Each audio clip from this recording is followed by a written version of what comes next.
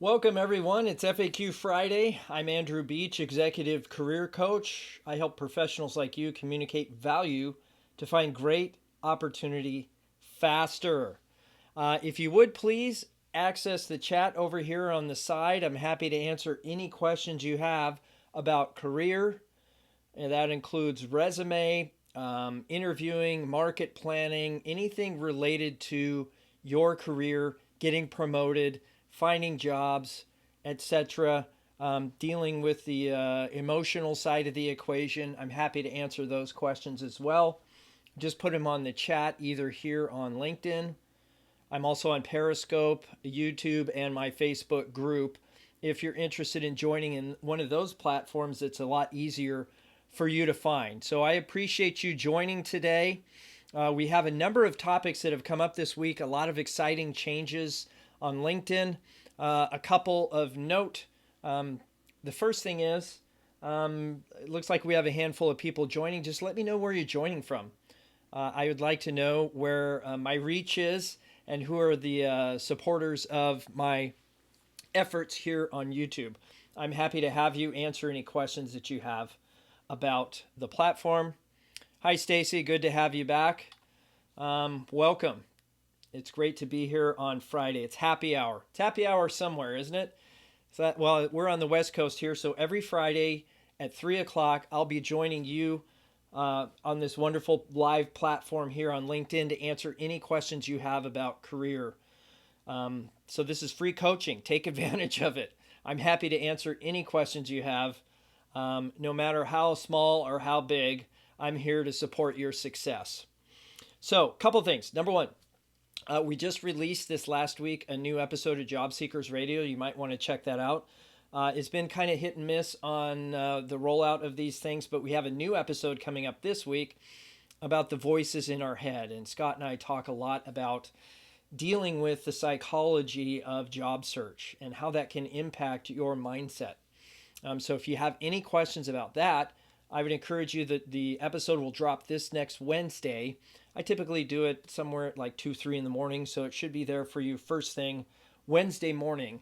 So look for that. That's jobseekersradio.com/listen.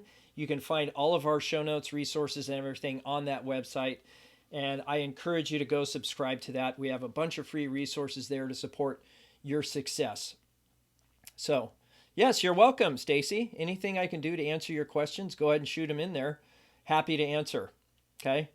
The question that I had this week that I found very interesting is somebody that was actually looking to work remotely and they didn't know how to find those kind of opportunities.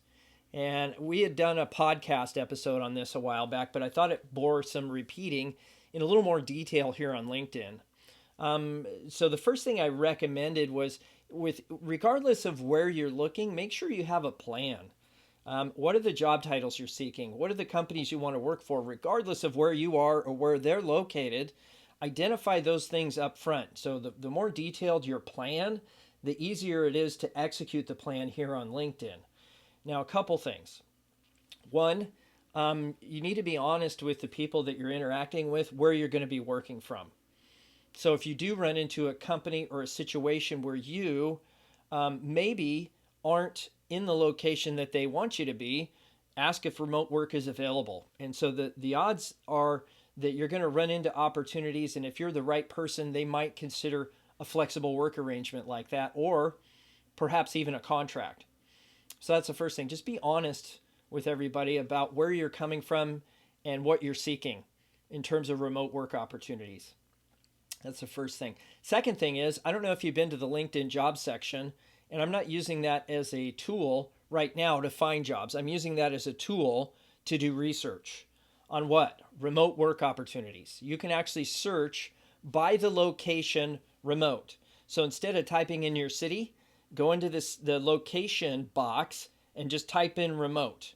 It'll have an option there for you to click, and you can actually search for remote work opportunities. What am I looking for there?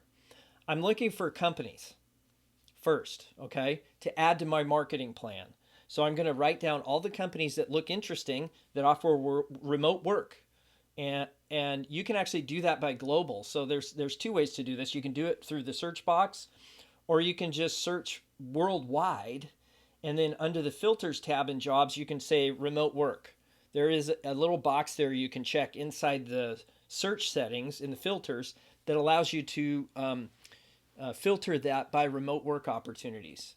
So look at it from that perspective. Is I'm doing research on the companies and maybe even the jobs in my domain, because there might be too many. I think there was somewhere near 6,000 jobs at least, just remote work opportunities on LinkedIn.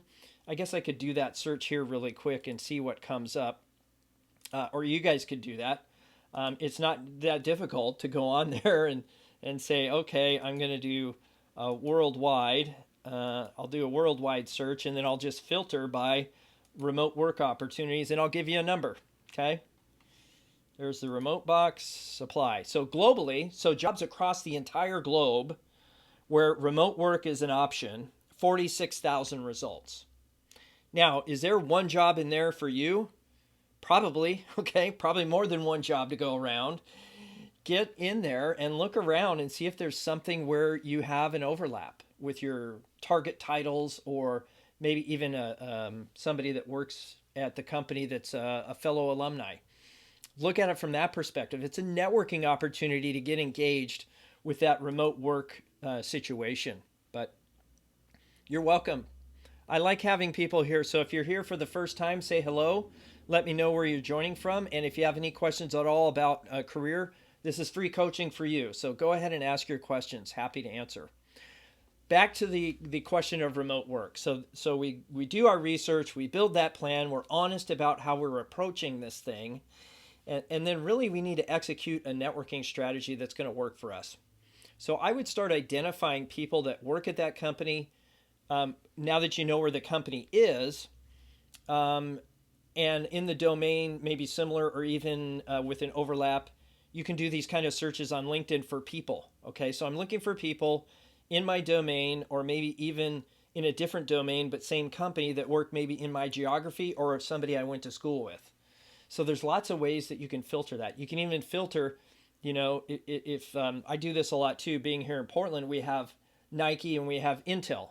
Okay. So if I had left Intel and I wanted to go work at Nike, I could see all the people that had left Intel and are working at Nike. And I think that's fertile playground, is that we're looking for that overlap between us and somebody else so that we can have a conversation that's organic, not, hey, look at me, I'm looking for a job. Not that that's not part of it. Hey, good to have you, Mohit. Always like to have new folks here on the show. I guess I call it a show. I don't know. It's career happy hour. It's Friday here where I'm at on a Friday, 3:00 happy hour starts. Most of the restaurants around here have good prices on cold drinks, if you know what I mean. And so this is just an opportunity for all of us to decompress, share some of the things that are going on in our world, and see how we can help each other. So I'm here to help you, Mohit. If you have any questions at all, please let me know. Okay. And so some of the questions, in fact, I get a lot of people that maybe are in India or come from India or outside the country. Had a client actually also from Brazil. He had some issues with, immigration and getting visas and all that. So all this certainly applies in that case too, where you're looking from outside the country in the United States. You can use these same techniques. The only difference is you might be looking for remote. Yes, that might be a great way to start. And then you could get potentially relocated to the United States as part of a visa program with that company. I've seen that happen before. Or you work with the division that's in India or wherever else, and then you get relocated here to the United States because you've demonstrated your competency. So there's a lot of benefit, regardless of where you're at or your nationality, in getting the right work opportunities for you. You could do that remotely, absolutely. So some of the tricks that you might consider taking advantage of in this process is, number one, if you're looking in a specific geography. So if I'm looking for a specific geography, that's if I'm relocating. That's probably not a good one. So I like getting local area codes. So if you're looking to relocate to a space, you can get an area code Google Voice number for that. So if you're out of country, that might actually work too. And I don't know, maybe if you are from out of the country, maybe you could tell me, Can you get a Google Voice number with a US area code? I think that would be interesting to find out. If not, you could probably get a local cell phone number or a SIM number, a SIM card for you to use overseas. But it's always nice to have a local phone number in the areas that you're looking to work. But with remote work, you don't want to relocate. So this person that I talked to has relocated to the Caribbean. They're very interested in putting together a job because the job that they left didn't offer remote work opportunities. So from that perspective, what you have is someone who wants to find brand new employment in a geography where they're remote, where they have a spouse or significant other that's bringing home the bacon, if you know what I mean. And so they have an opportunity to take some time to find the right opportunity. So in that case, I mean, the world is your oyster. Okay. First time for Seattle, Steve. Good to have you. Yeah, Krista, happy to provide you that tip. So, the other thing I'm interested in knowing from you is what is the number one challenge that you have in putting together your career search? Maybe that's something that you could answer for me, or at least put in the questions. So, anyhow, in terms of sending custom requests on LinkedIn, I found something really interesting this week that I want to share with you. And that is a lot of people don't know how to make connection requests to the third degree. So I need to take a break really quick. I'll be right back.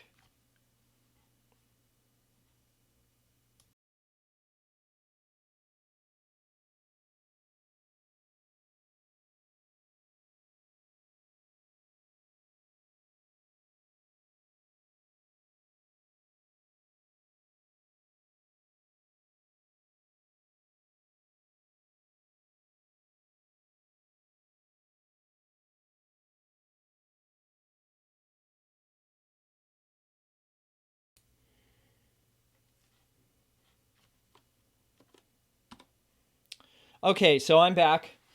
You can see here that often when you go to somebody's profile and you're a third degree connection, you may not realize that you can still send a connection request. You can see here up where the arrow is, there's a more button. And really you only have two choices. You can either send a message or you can access the more button.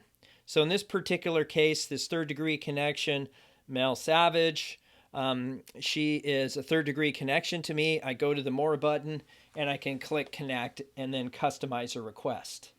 And so often I'll get requests that aren't customized because people do it from a mobile device. Okay. And that's not uncommon at all.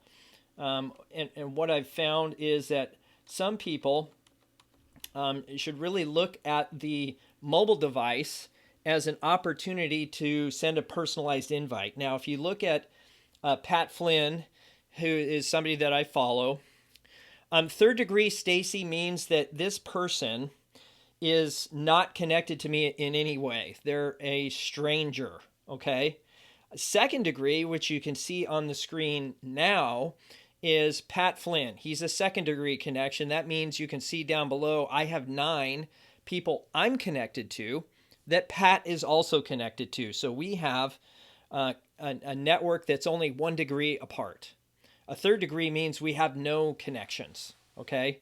We have no connections in common, and that doesn't work, right? So you're reaching out to a stranger. So I'd be cautious about doing too many of those here on the platform, but you can certainly connect with a third degree person, and that's how you would do it. You'd click the more button. Now, even on the mobile device, if I'm a second degree connection, the challenge I have is if I click the connect button, on a mobile device, it sends the automatic connection request, which what I don't want, okay? What I'm expecting, because this is the way it is on the desktop, is that I click the connect button and then a dialog box pops up and then I get to put a personalized invite. Well, it doesn't work that way.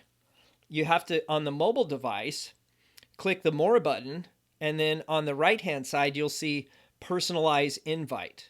So that's where you would actually, it's much different than the desktop computer. So if a lot of you are on a mobile device, that's how you would access that. You would access that by actually taking advantage of the personalized invite feature under the More button.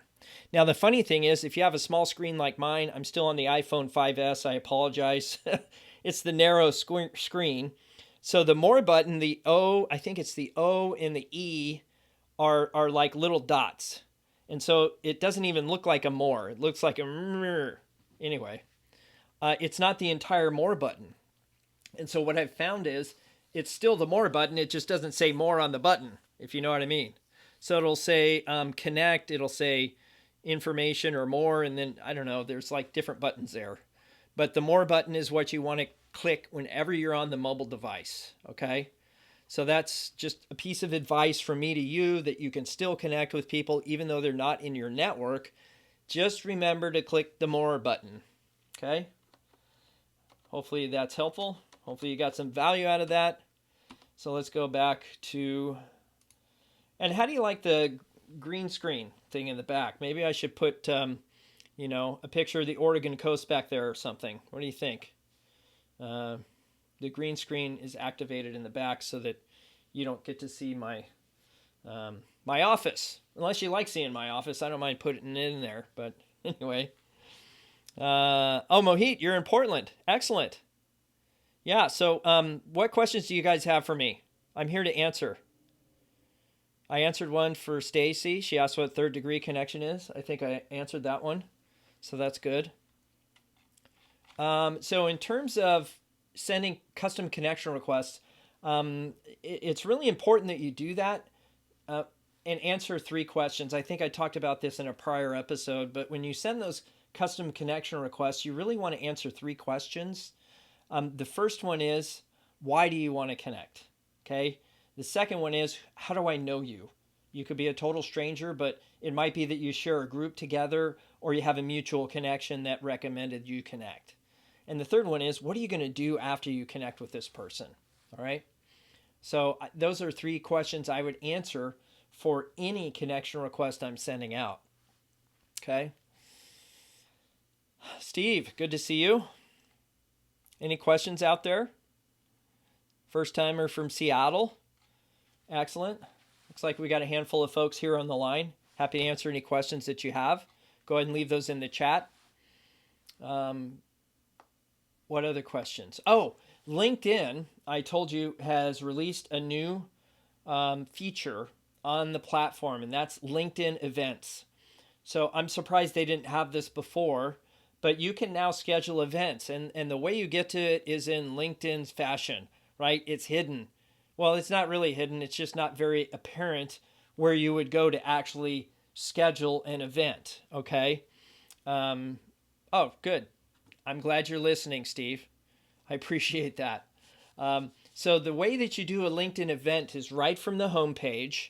And maybe I could share my homepage. Why don't we do that? I'll bring my homepage over. But let's get rid of me here first. How about that? That would be nice, wouldn't it?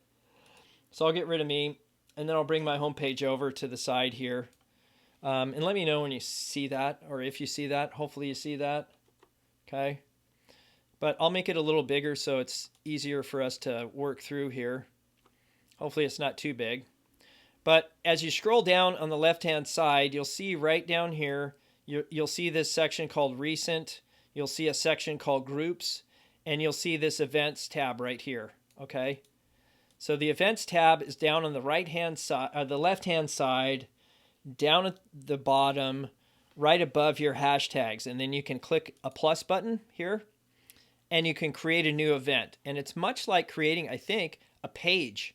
So I get the chance here to actually add a background image. Maybe it'll tell me what size that is. Yeah, it's just 4:1 aspect ratio. I can put an icon or a logo for my event. I can put the name of my event. That's a required field. The location is required. So I could see this for one of my networking groups. This would be a perfect way for me to actually get this information out. Okay, and I actually might put this this event here, this FAQ Friday, this career happy hour that's every Friday. I'll put it on here as a public event. And then I don't need a URL or anything, but maybe I should put that on my profile. Good thinking. So that's something to think about there. Hopefully, you got some value out of that. I find it really interesting that LinkedIn is continuing to improve their platform and add features and benefits that we can all take advantage of. Okay. If you have any other questions, please let me know in the chat. Happy to answer. So LinkedIn events. So we covered pretty much all our bases here, I think, is the LinkedIn events, the finding remote work isn't always easy, but it does take time. You might also take, maybe I'll see if I can find the episode on Job Seekers Radio on finding work in another city, and I'll put that in the chat.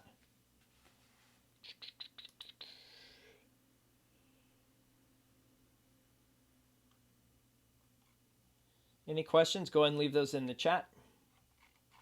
Yeah, I might have to go to the web page.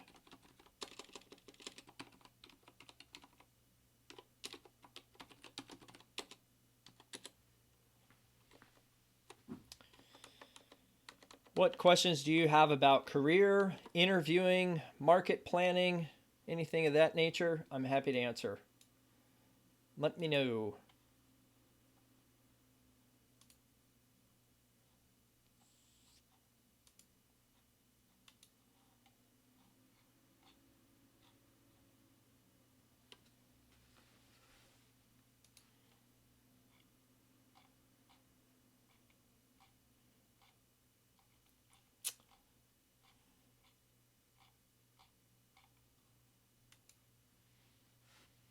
Any questions out there?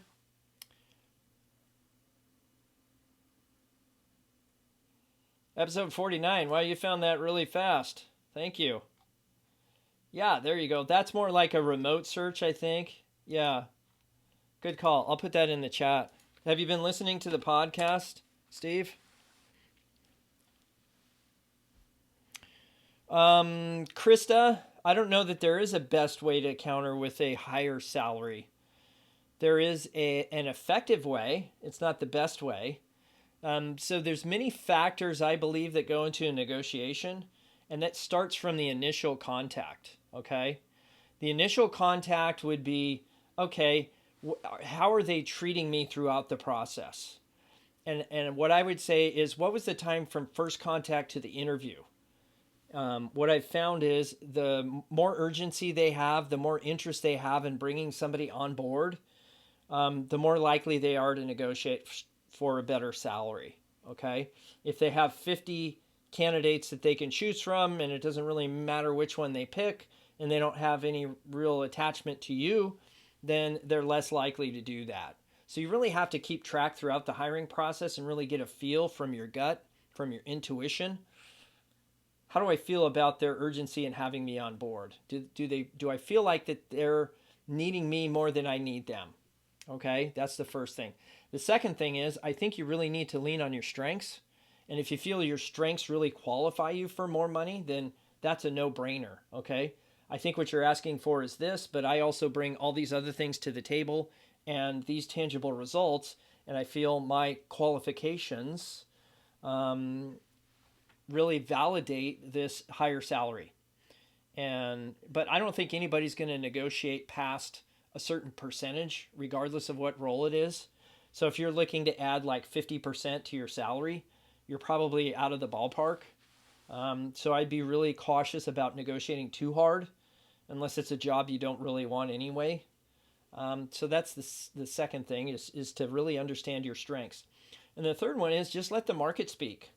There's amazingly a large amount of data, information available to you on LinkedIn salary. Is it Payscale? Payscale.com, salary.com, Glassdoor. I mean, you can find salary information all over the place. It's not any secret anymore how much people are making. And so if the market says this, then it's not about you and it's not about the employer, it's the market says. So that's really, and that takes some practice. Excellent. Thank you for bookmarking the podcast, Steve. I appreciate that. Um, are the websites for freelance and remote work helpful? Yeah, of course. I've looked at Upwork. Upwork has some pretty quality people on it. There's always Fiverr. I haven't done much work on there. It just depends on your domain. There's nothing that says that you can't create your own presence online. They always take a piece of your action, if you know what I mean. And so it's not the type of thing that, being on those sites is a bad thing. I've looked for work for contractors to help me with certain things there, but I do most of my work here on LinkedIn. They have what's called ProFinder, and so if your domain is in the ProFinder, um, let me get that. Let me get the link for you. There is a section there where you can actually sign up for the service. And so I think it says become, let me see if it's on here. Where is it? I think there's something on there that says, because I am already a provider, and so there should be something on there that says become a provider. Let me do it in an incognito window and see what happens. Okay, join as a pro. Copy link address. Okay, so that worked. I'll put it in the chat for you there, my friend. Richard. I'll reply to you here, Richard, and put it in there. So there is a link there to join ProFinder if that's something you're interested in. I'm happy to provide you some feedback on that as to how it works and what I'm using it for, and whether or not it's worthwhile for your domain. I don't know. So whatever it is you're looking for, Richard, engineering program management. Yeah. So it just depends. It depends on what you're looking for there. There's probably contracting firms that you could connect with if you're looking to do contract work like that, specific to your domain. It's just identifying who they are. Maybe just ask around. I mean, that could be one of your objectives to networking, is building a catalog of different contract firms for engineering, whether that's around a Lean Six Sigma or the electrical engineering you're doing, or controls, or whatever it is, your domain of expertise. You could probably find somebody that does that. Okay. Good. Well, awesome. I do appreciate you joining me today for this episode of FAQ Friday. It's happy hour, and I'm going to go be happy. I hope you're happy too, and that you have a wonderful weekend. And we'll be here every Friday, so let your friends, your family, everybody know that we will be here. Okay? So just look out for that. Thanks. You're welcome. Didn't know about this page. Well, now you do, Steve. Thanks so much. And if we're not connected, go ahead and send me a connection request. I'm happy to help you in any way I can. And I look forward to supporting all your success. And, this is Andrew, Executive Career Coach, helping professionals communicate their value to find great opportunities faster. I hope you have a great weekend. Take care. Be well.